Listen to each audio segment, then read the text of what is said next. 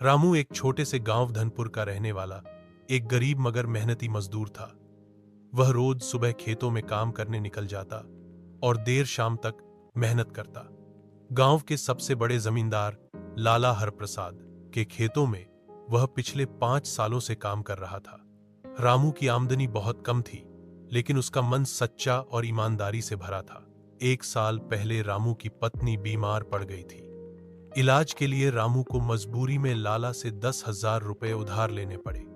लाला ने कहा था कि वह धीरे धीरे मजदूरी से कर्ज चुकता कर देगा, लेकिन ब्याज इतना ज्यादा था कि जितना रामू चुकाता उससे ज्यादा जुड़ जाता। धीरे धीरे कर 20,000 हो गया। रामू दिन रात काम करता, लेकिन कर कम होने का नाम नहीं लेता।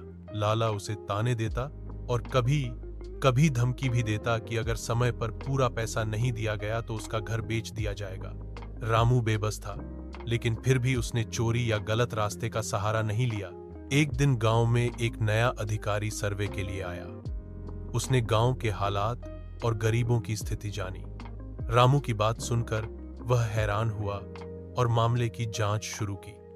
पता चला कि लाला गांव के कई गरीबों को इसी तरह सूदखोरी के जाल में फंसाकर शोषण कर रहा है। अधिकारी ने सरकार को रिपोर्ट भेजी। लाला पर कानूनी कार्रवाई हुई और रामू सहित कई मजदूरों का कर माफ कर दिया गया। गांव में एक नया कानून भी बना कि अब कोई भी ब्याज पर इस तरह से शोषण नहीं करेगा। रामू की आंखों में खुशी के आंसू थे। उसने फिर से खेतों में काम करना शुरू किया, लेकिन अब उसका सिर ऊंचा था।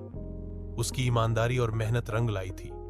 गांव वालों ने मिलकर उसे एक नया जीवन दिया और रामू की कहानी अब हर किसी को सिखाती थी कि मेहनत और सच्चाई का रास्ता कठिन जरूर होता है, पर अंत में जीत उसी की होती है।